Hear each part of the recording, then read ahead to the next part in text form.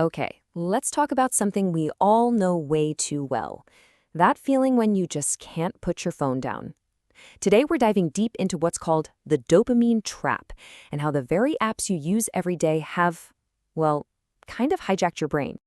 So let's just start with the big question, right? Why can't you stop scrolling?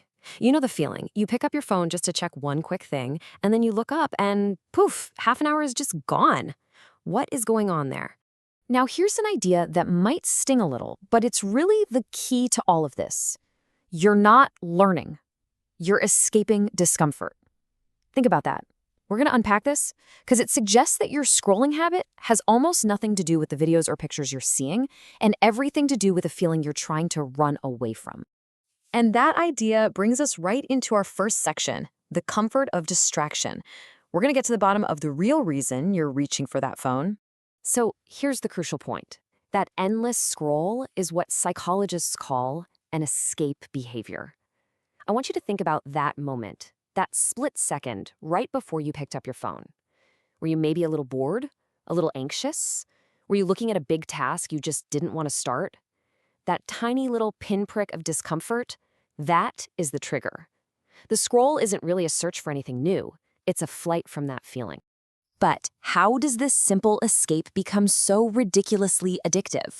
Well, that leads us to the real puppet master here, your brain's anticipation engine. Because, and this is the wild part, it's not actually the content that's getting you hooked. It's something else entirely. Okay, so this slide right here, this is the big reveal. This is the whole magic trick explained. On the left, you see what we think is happening. We see a great video, our brain feels good. Simple. But what's really happening is on the right.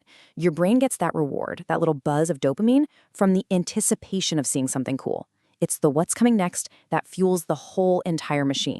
And this is what scientists call the dopamine loop. See, we've all heard dopamine called the pleasure chemical, but it's much more of a seeking or motivation chemical. It's what gets you to go after something. Every time you flick your thumb to see the next post, it's exactly like pulling the lever on a slot machine. The real thrill isn't just winning. It's that electrifying moment where you think you might win. And that creates this almost unbreakable cycle of just seeking, seeking, seeking. So, if our brains are caught in this powerful loop, what are we supposed to do? Are we just stuck? No way.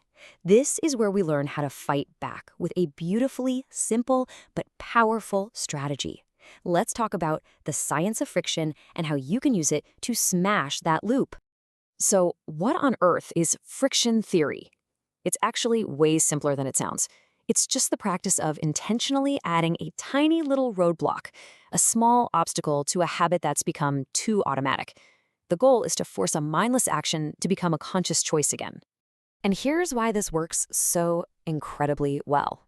That friction, it short-circuits the brain's anticipation engine. That dopamine loop we talked about, it relies on speed. It has to be instant and effortless.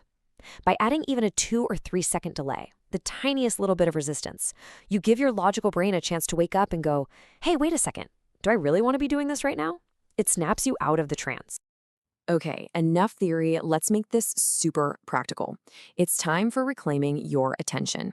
I'm going to give you 4 things you can do, like right now, to add that all-important friction back into your life. And these are all so simple. Number 1, a login wall. Just log out of the app. Having to type your password every time, that is some serious friction. Number 2, drain the color. Switch your phone to grayscale. Trust me, a black and white Instagram is way less appealing. 3, bury the app. Get it off your home screen. Put it in a folder on the 3rd page. Make yourself work for it. And finally, number 4, set a hard stop. Use your phone's own app timers to create a boundary that kicks you out when time's. All right, so let's just boil this all down. What are the key things to remember? First, that endless scrolling is usually about escaping a feeling, not learning something new. Second, your brain is totally hooked on the anticipation of what's next. That's the dopamine loop. And third, and this is the most important one, you have the power to break that loop just by adding a little bit of friction. And that leaves us with one final and I think crucial question.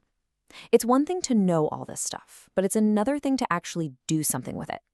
So I'll ask you, what is one small piece of friction you can add to your digital life today, right now, to start taking your attention back?